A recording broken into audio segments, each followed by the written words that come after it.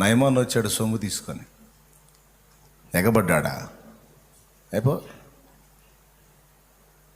చూడు, రాజులు ఎలీషా దగ్గరకు వచ్చారు, సైన్యాధిపతులు ఎలీషా దగ్గరకు వచ్చారు. ఎలీషా ఎవరి దయ కొరకు వెళ్ళి దేహేని చేయి చాపలా. ఎందుకో తెలుసా? రాజులను నీ పాదాల దగ్గర పడి నీ పాదధూళి నాకేటట్టు నేను చేస్తానన్న దేవుని పాద సన్నిధిని నిలవటం సాధన చేశారు.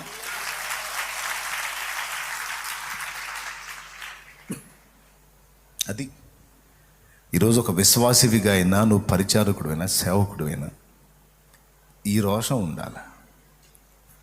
ఉద్యోగం ఇవ్వాలైనా ఆయన దయ, తమరి దయ సార్, తమరి దయ, బోడి దయ, నీ దయ ఎవడికి కావాలరా? నా దేవుడికి నా మీద దయ కలిగితే నీకేంది, నీ తాతయ్యకి కూడా ఆయనే దయ పుట్టిస్తాడు. నిన్ను బ్రతిమలాడతానా నేను? నీ దయ కోరతానా? ఎవడికి కావాలి నీ బోడి దయ? ఇస్తే ఇవ్వు, లేకపోతే లేదు. ఉద్యోగం మహోన్నతుని ఉద్యోగం చేసుకుంటా. నువ్వు చదువుకున్నావు, జాబ్ లేదు, వెళ్ళి దేవుని సన్నిధి నీళ్ళు దేవునితో కూర్చో, చరిత్ర సృష్టిస్తావు నువ్వు అంతే. కానీ చెయ్యరే, మనుషుల్ని నమ్మినంతగా దేవుడిని నమ్మరే. మనుషులు నమ్మబలికే మాటల మీద ఉన్నంత నమ్మకం దేవుని మీద ఉండదే. మన తెలివి తక్కువ తినం అది. సార్ మంచి మార్కులు వేస్తావా? వేస్తాను. నన్ను సంతోష పెడతావా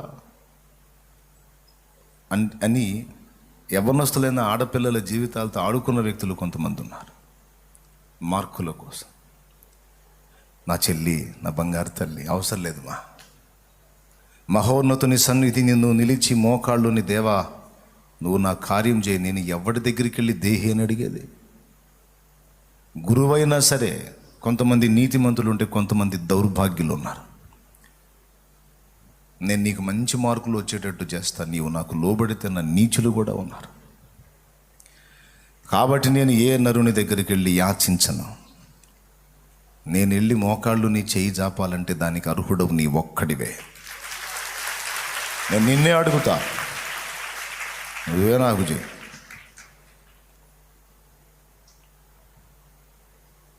promotion, transfer, etcetera etcetera. Sir కొంచెం చూడండి సార్, ప్లీజ్ సార్. అవసరం లేదు, వాడిదయ్యా. మోకాళ్ళై మాట్లాడుతండ్రి వానితో. ఆయన దయగలిగి మాట్లాడితే 100 మందిలో ఉన్నా సరే నీ పేరు వచ్చేస్తుంది అంతే. చేయడు, నేను చేతగానోడు అయింది.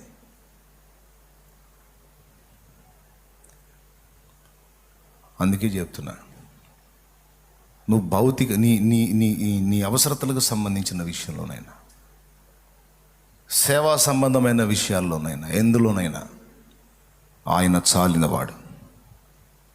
అందుకే చెప్తున్నాడు, సమస్తమును కట్టుకొనుటకు సామర్థ్యము కలుగున్నట్లు నేను నీకు ఉపదేశం చేస్తా, నేను నీ జ్ఞానాన్ని ఇస్తా, శక్తిని ఇస్తా, సామర్థ్యం ఇస్తా. నా బిడ్డ, నేనున్నాగా నీకు. అది అలాగ దేవునితో రాజీ పడినవాడు ఎవడి దగ్గరికి వెళ్ళి చేయి జాపనేవాడు. వారే వచ్చి దేహి అని నేను అడిగేటట్టు చేస్తాడు. రాజులు వచ్చారు ఎలీషా దగ్గరికి దయగోరి, సైన్యాధిపతి వచ్చాడు కుష్ఠరోగం వేసుకొని దయగోరి, సొమ్ము తీసుకొని వచ్చాడు. పోరా బాబు, విశ్వానికి రాజైన వాడే నావాడు, నాకు ఇస్తావా నువ్వు సొమ్ము? పాపా, నా దగ్గర అడుక్కోవడానికి వచ్చి నువ్వు నాకు సొమ్ము ఇస్తావా? ఎవడికి కావాలో నీ బొంద? మహారోషం, నెత్తి మీద జుట్టు లేదు. మళ్ళీ దేవునికి స్తోత్రం కలుగును.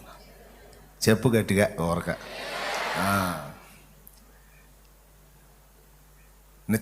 నెత్తి మీద మళ్ళీ నిండుగా జుట్టు లేదు. మళ్ళీ మహారోషం, ఎంత రోషము అబ్బా. ఎవరన్నా ఇంత మేలు చేసి ఆతిథ్యం ఇస్తే ఏం చేయాలో నీకోసం నేను అన్నాడు.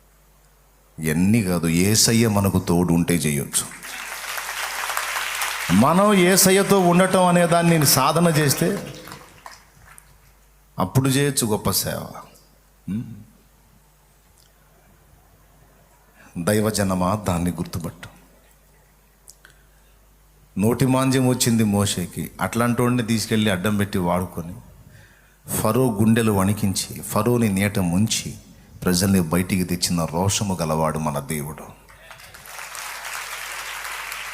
నేను నన్ను బట్టి మీసాలు తిప్పను, కానీ ఏసైని బట్టి తిప్పుతా. ఏసైని బట్టి తిప్పుతా. దేవుడు మీసాలు తిప్పుతున్నావు అంటే మరి నా యేసు ఏమనుకుంటున్నా? తమ్ముళ్ళు నెత్తి మీద జుట్టు లేకపోయినా సరే యేసు అను, అంతే. దేవునికి స్తోత్రం. హల్లెలూయా. ఏం పర్లే, ఖాళీ అయిపోయినా సరే యేసు.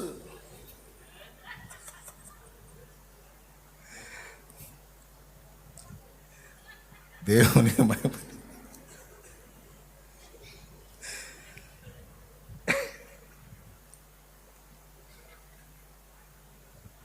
ఒకవేళ పేతురు దగ్గర డబ్బులుంటే ఆ శృంగారం అన్న దేవాలయం దగ్గర ఉన్నోడికి పైసలు ఇచ్చేవాడు పెద్ద మొత్తంలో. జాలి ఎక్కువ కదా. ఈ మరుసటి రోజు ఇంకా పెందలాడు వచ్చి కూర్చునేవాడు. వాడు